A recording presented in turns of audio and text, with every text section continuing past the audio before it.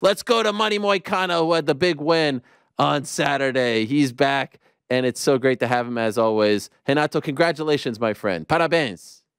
Muito obrigado. Yes. Gracias, muchas gracias. Yes, yes, yes. So, my friend, you just won at UFC 300 on one of the best cards of all time. Has it sunk in? Yes. Has everything sunk in? The week, everything, all that you did, the great fight. We'll talk about the fight, the promo. I mean, like, you're on fire right now, Renato. I'm still waiting for the 300K. Where is my 300K? Are you disappointed? Of course, 100%.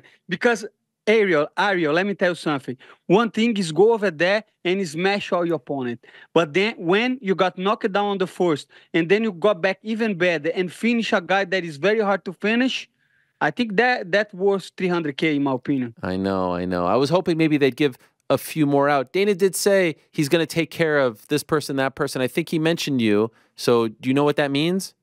No. Okay. I hope that means 300K. Okay. And did you really want it in Bitcoin? 100%. I 100%. Why? 100%. Don't you want the money? No. You're not Bitcoin Moicano. You're Money Moicano.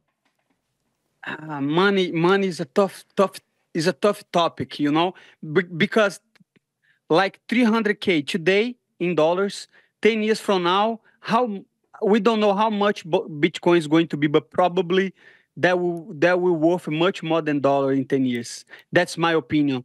The way the economy is doing, I don't know if you heard, but the inflation is kicking in again, and the interest rates, I think they will go high, and I think Bitcoin is going to be even better than dollar. Wow. Okay, that's a big statement. And by the way, it's so great that we're talking to you today on all days, because today is tax day. Did you file your taxes?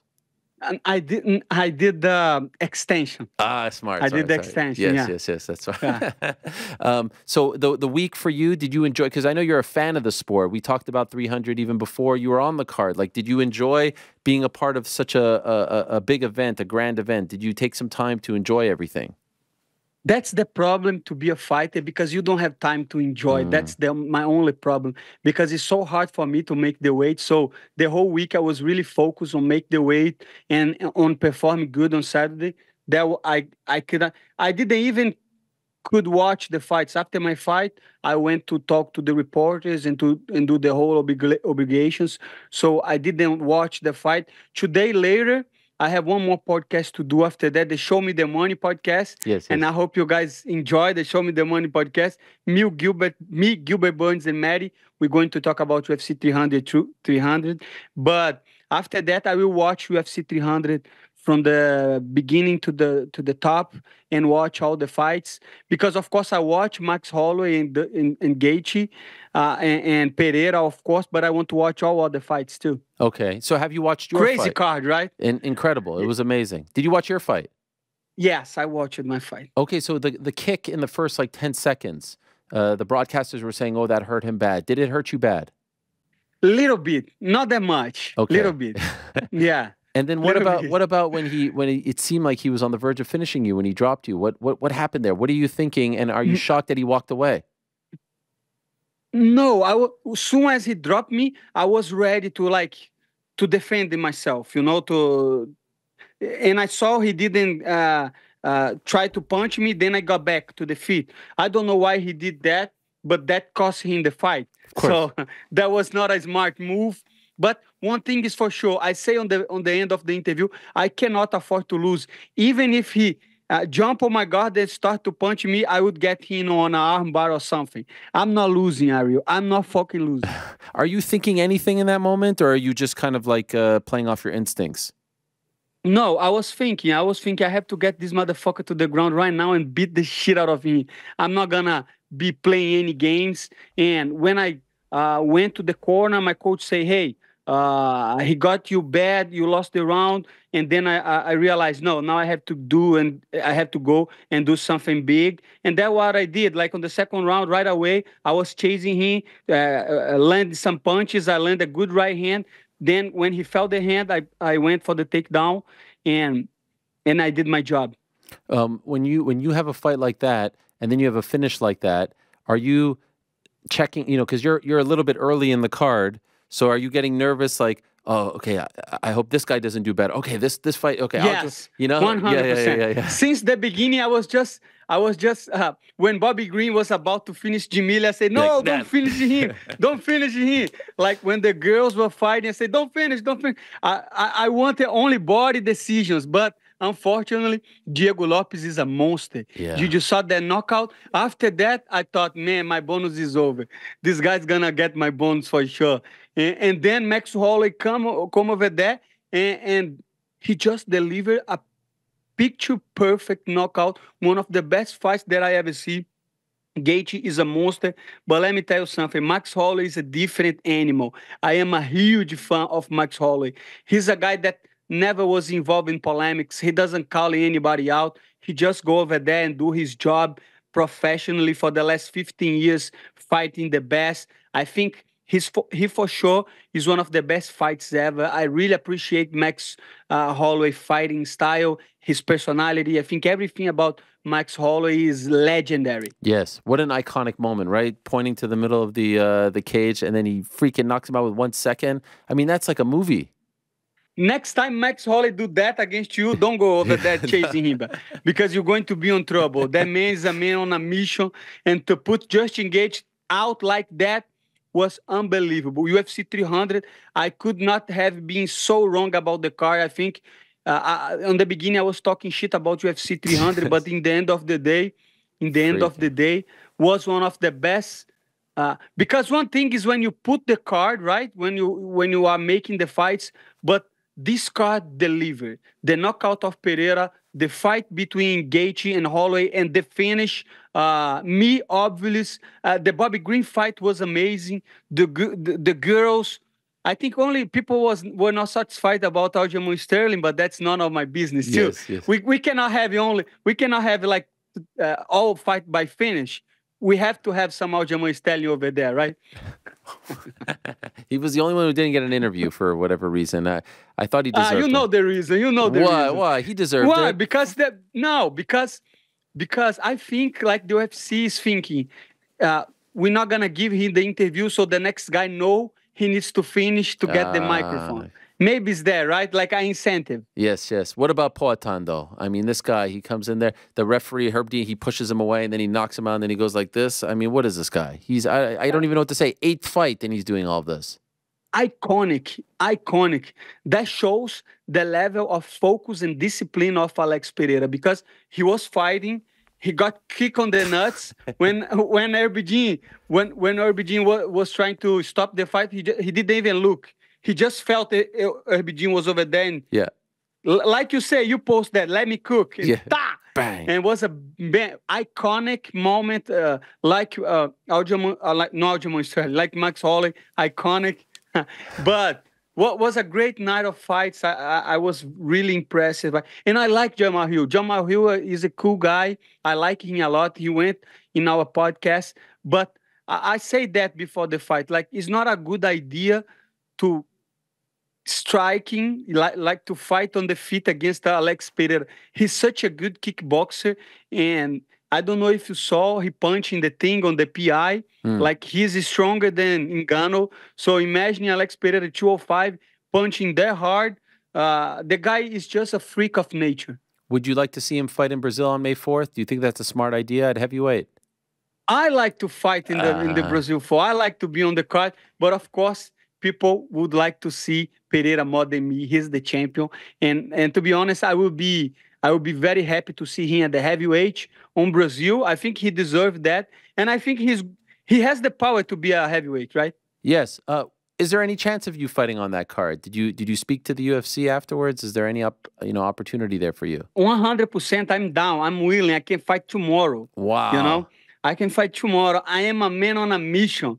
I want to be on that top 5 this year. And I know, man, let me tell you something. I know Jalin Turner got me, but did you see how fast I take him down the first round? He's not an easy guy to take down, especially now that he's training with the Russian guy. Like, he's training a lot of wrestling. He's putting the work. But I am the best in this division, Ariel. I'm telling you, and I'm going to prove everybody.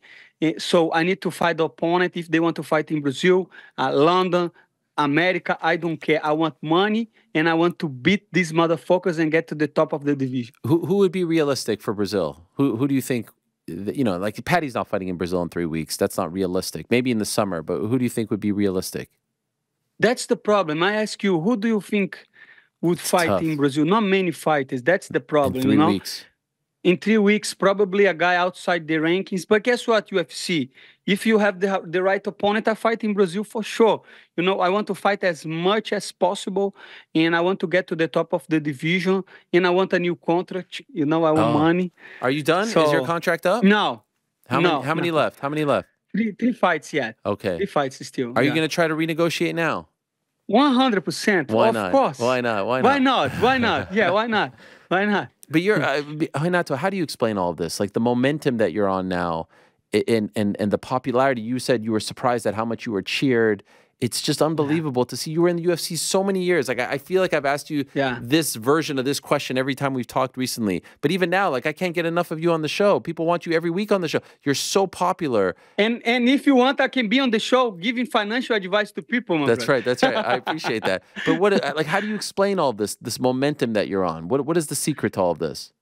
I don't know if you believe in Jesus, but I do. I really think it's like Jesus. Jesus to me is the truth, and if you stick to the truth will show up. And I am a good man, I work my way up. I have been in UFC for a long time. If I was not, people were not recognizing me, was my fault, not UFC fault, not anybody fault. I didn't want to talk. I didn't want to do podcast. I didn't want to do interview. I thought the business for MMA was fighting, but the business for MMA is perception of other people, right? It's a business. You have to sell tickets, and if they know you, and if they like you, it's even better. And I think people like what I have to say, and the way I'm saying is very funny. So I think people are interested in me, and I think that's what it's making that huge turn for me. Speaking of which, the biggest question that I can ask you in this interview is about something you said on Saturday. Quote, this is the quote from you. I love private property, and let me tell you something. If you care about your fucking country, read Ludwig von Mises and the 6 Lessons of the Austrian Economic School, motherfuckers. Yes. End quote. Ask, please. Yes. Continue. What prompts you to say this in the moment? Like most people are talking about a whole host of other things when they're fighting, when they're on adrenaline. Why do you feel the need to talk to people about the Austrian Economic School? Because I'm very concerned. A lot of people talk to me about money, but the problem is not about how much money you get. Is about how much money you can keep it. And like if with the inflation, this book, 6 Lessons of Mises, I think in English is another name. This is the Portuguese name. But on this book, you learn about capitalism, socialism, interventionism, inflation, like foreign currency and political and ideas. And on this book, he explained what the government does with your money of taxes and how they print the way out of debt. And if you see the debt in America right now is $37 trillion. And if you look at the GDP, like the growth product of the country is like 27 million. So we are in debt, and America is printing his way out of debt, and this is make the dollar less value. So let's say, like, again, let's say I make the 300K now of the bonus. 1 year from now, I cannot buy the same things with the 300K. I will need more money. So what's the point on capitalism? The whole point of capitalism is to getting money, right? And what's the point of you getting money if you cannot keep your money safe from inflation? So I'm very worried about that because I see people want welfare. If you see the numbers of how much government is spending on on healthcare and welfare, that's a lot, because I know some people are struggling and they are on a bad place, but the government wants that. They want people in bad places so they can make them money, can keep the cycle of poverty. And if you start to learn and understand about economics and about money, you don't want to be relying on government, relying on welfare, because on the long term, this is going to destroy not only the rich but the middle class and the poor too. Many empires collapsed before that, before inflation and uncontrolled debt. The Roman Empire was destroyed because of that, not only because the barbarians, but because they were falsifying the coins, right? They could not print the money, but they were doing like they were mixing metals with the silver and losing the value. So the degeneration of money, the degeneration of society leads to a weak society, and I want to live in a strong society with good values. So that's why I recommend you if you never listen to, read Mises, Ludwig von Mises, The Six Lessons. Is 6 lectures that he did on Argentina. Very easy topics. You don't need to be a scholar. It's very easy to understand. And let me tell you something. On Brazil, people went crazy over this video of this viral moment. Everybody's talking about that. Even mayors are sending me a message, like, because a lot of people got interested on that. And I'm telling you, try to understand about money and what government is doing with your money and how they are taxing you with inflation. That's very important. That's why you have to understand about Bitcoin, economics, and money. That might have been the greatest answer in the history of this show. Been doing this show 15 years. That might have been the greatest answer ever. Well, by the way, I don't believe you. This is yeah. What about Jordan Peterson writing about you? Did you see that? I see that, and that's why I say my message is so important. Ben Shapiro and even Fox News. On the Wednesday, I have like an interview with Fox News, and tomorrow with Fox Business. Wow. So my message is crystal clear. If you not control the debt of America, this is going to ruin this country. We need a free society. We need a free market of ideas, and we need less interventionism. We need less government taking control of your life and of your money. This is a very important message, and I think Jordan Peterson knows that, because I have read his books, 12 Rules for Life, and one of the first lessons is always tell the truth, and that's what I'm telling. That's my truth. If you don't agree, try to argue with me. But the debt is just crazy. The inflation is going to go up, and if they lower the interest rate out of the blue, this is going to cause even more poverty in America. So stay with the Austrian Economic School principles, and we're going to be fine. Unbelievable. Well, by the way, were you a good student? Were you a good student? No, I was not a good student. I was not a good student at all. But let me tell you something. When I was in school, I didn't care about school. I just cared about fighting. I remember since I'm 11, 12, I was skipping school to go training because that was my motivation. At the time, I wanted to be a fighter. That was always my dream. But now that I am a father, that I'm a family man, that I'm a family household, it's not about me. It's about my family, and I want to keep them safe, and I want to keep them wealthy, and I want to keep them free. And the best way to do that is less government and more power to the people. What do you think happens? Like your next fight? Do you think it's Paddy? Do you think it's this summer? How do you feel? Like Rio might be a little bit too soon. How do you feel it plays out? I don't even know. I don't know what UFC are going to do with that. I'm in a strange place. I'm going to be on the top 10, but I don't know if they're going to give me Dariush or Don Hooker.